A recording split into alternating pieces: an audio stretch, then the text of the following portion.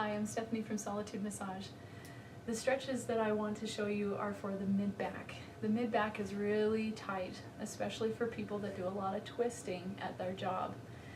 You could be a construction worker doing a lot of bending and twisting. This is going to cause a lot of tension right here in the mid-back. So you probably see a lot of people doing this position, and that's why. It's because they're doing a lot of twisting, they're not facing their object, picking it up, and then putting it right back down. They're doing a lot of twisting. So we want to deviate from that. You could be picking things up, you could just be sitting at your desk typing and then grabbing something a lot. The repetitive motion is what's causing the muscles to actually stick together, and especially if we're not hydrated. We need to stay hydrated. These are just like a piston in a car.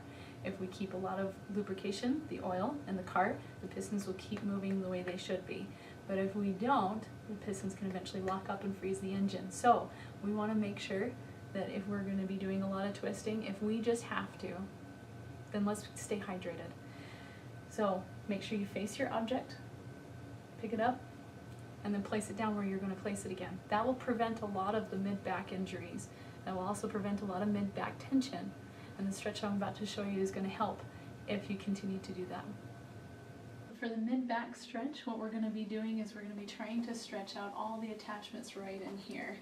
That would be the trapezius as it comes down and attaches down at the spine, usually gets stuck with the muscles underneath. So what we're going to try and do, since he attaches at the shoulder and we're trying to lengthen all that, so we're going to do a simple stretch. Grab onto something that's sturdy, that's not going to move away.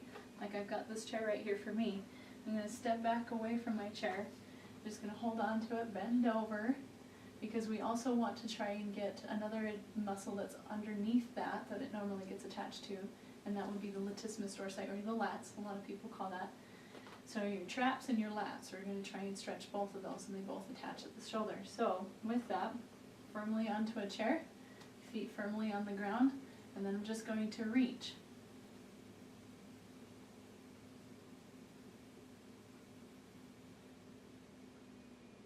Now my pelvis is straight.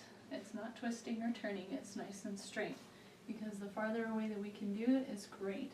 Now if we want to stretch even more, if you don't feel like that's not enough stretch, because some of us are really flexible, you can turn the hip away. That's actually the one that you're going to be stretching, like this.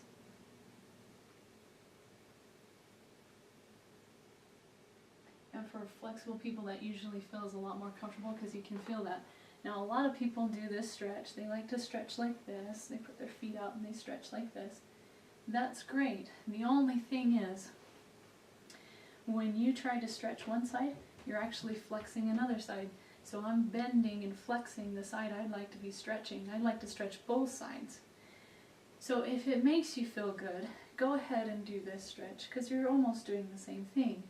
The only thing is, you're going to have to stretch this one just as long, if not longer, and then you're flexing the side you just stretched.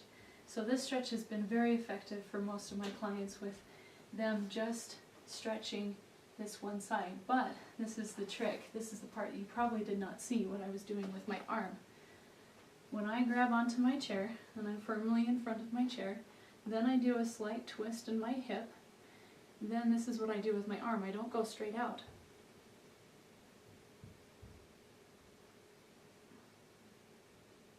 I actually curve my arm to the side. The reason why, it adds more stretch. Now, a lot of people don't twist with your hip, because that was doing the exact same thing with this bending part. So I just simply bend my knee down. That doesn't add any stretching or tightening on the other side. We don't want that tightening on the opposite side. We might as well just be doing this. So what we want to do is just simply dip that knee down. That way this side's still straight, this side's going to be straight, and it's going to be lengthened. So this is simply what you do.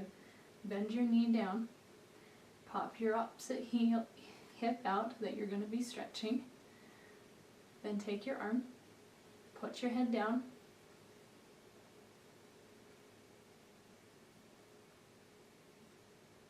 and again hold for 15 seconds.